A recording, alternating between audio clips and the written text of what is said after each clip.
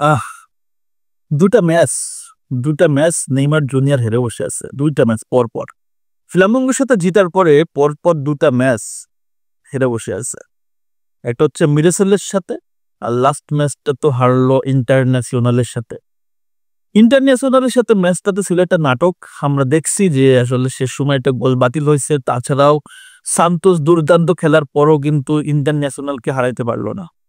এই যে একটা ম্যাচের বাজি ইম্প্যাক্ট, এর আগে আপনার হচ্ছে মিরেসেলের সাথে 3-0 গোলে হার, এই দুটা কিন্তু বড় ক্ষত, এবং এটার জন্য সান্তোস অলরেডি পয়েন্ট টেবিলে অনেক পিছিয়ে গেছে। এখন আগামীকালকে রাত, অর্থাৎ আজকে রাত 3:30 কিন্তু সান্তোস মাঠে নামতেছে স্পোর্টসের সাথে। নেইমার জুনিয়রের সান্তোসের অবস্থান রিলিগেশন জোনে আছে এবং 20 নম্বর পজিশন আছে স্পোর্টস, যাদের সাথে নেইমারের খেলা। এও একটা ম্যাচ হবে, বস আবারও মাঠে নামতে যাচ্ছে। তবে এই ম্যাচে বসকে জিততেই হবে, দলকে জিতাতেই হবে। না জিতলে রিলিগেশন জায়গাটা শক্ত হয়ে যাবে। সো সান্তোস কিন্তু ভাই টোটাল একটা কি বলবো ইমব্যালেন্স একটা দল। এই দলের একমাত্র গোলকিপার ব্রাজাও সারা, ডিফেন্স লাইন আপটাও আপনি কাউরে খুঁজে পাবেন না যে আসলে সে একজন ভালো ডিফেন্ডার।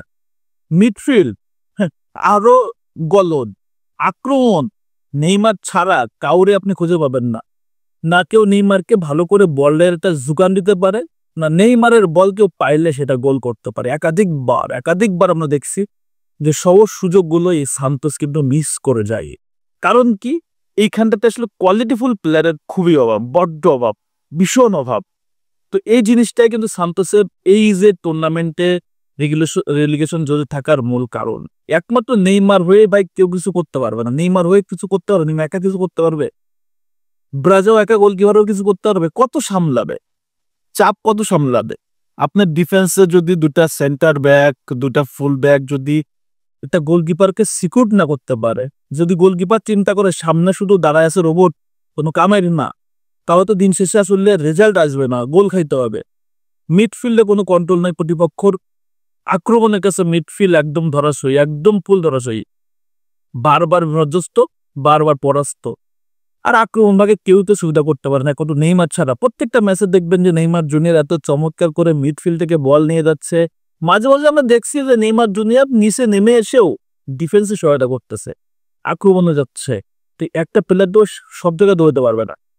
তো সান্তোসের অবস্থা খুবই করুণ, এবং এই ম্যাচটা তাদেরকে জিততে হবে, জিতে অন্তত পয়েন্ট লাগবে, নাহলে রেলিগেশন যদি থাকতে হবে। আর এই ম্যাচটাতে নেইমার জুনিয়রের উপর ফোকাস থাকবে। দুটা ম্যাচ দুর্দান্ত খেলছে, লাস্ট 4টা ম্যাচ বস, 4টা ম্যাচ খেলছে যেখানে পুরো 90 মিনিট।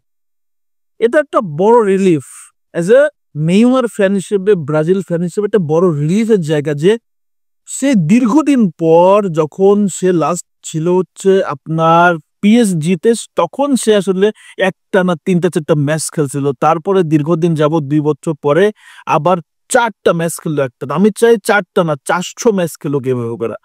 যদিও 400 ম্যাচ খেলার বয়স বা সুযোগ নাই, তারপরে চাইবো যে নেইমার জন্য আধুনিক ইনজুরিতে না পড়ে যতদিন না পর্যন্ত সে অন্তত তার ক্যারিয়ারটা শেষ করতেছে। ফ্যান্টাস্টিক একটা ম্যাচ দেখার অপেক্ষা স্পোর্টসের সাথে। বসে গোল করুক, বসে অ্যাসিস্ট করুক, দলকে জিতাক, এটা আমরা চাই। এবং আমি এই ম্যাচটাতে অবশ্যই সান্তোসকে আগাই রাখবো। স্পোর্টস আসলে সান্তোসের চেয়ে দুর্বল দল, সান্তোসও যদি দুর্বল দল, তারপরেও আসলে স্পোর্টস তার চেয়ে দুর্বল না হলে 20 নম্বর পজিশনে থাকতো না। একটা ফাইট হবে। ফাইট বলতে কি ভাই, রেলিগেশন যদি দুটা দলেরই ফাইট হবে। তবে নেইমার এই ম্যাচটাতে আসলে প্রত্যাশা পূরণ করুক। অবশ্যই চাইবো যেন ফিট থেকে ছাড়ুক, কোনো সন্দেহ নাই। আমরা চাই নেইমার সবসময় অলওয়েজ গোল অ্যাসিস্ট না করতে পারলেও ভাই ফিট থাকুক, এটা আমরা চাই। এবং 90 মিনিট খেলুক, দলের জয়ে অবদান রাখুক।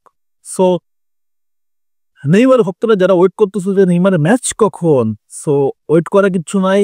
এই ম্যাচ হতে যাচ্ছে বাংলাদেশ সময় রাত 3:30। সো লেটস সি কে কে ওয়েট করতেছো নেইমার জুনিয়রের ম্যাচ দেখার জন্য, কে কে এক্সাইটেড, কে কে গোল দেখার জন্য এক্সাইটেড, অবশ্যই কমেন্টস করে জানাও। ধন্যবাদ সবাইকে, আল্লাহ হাফেজ।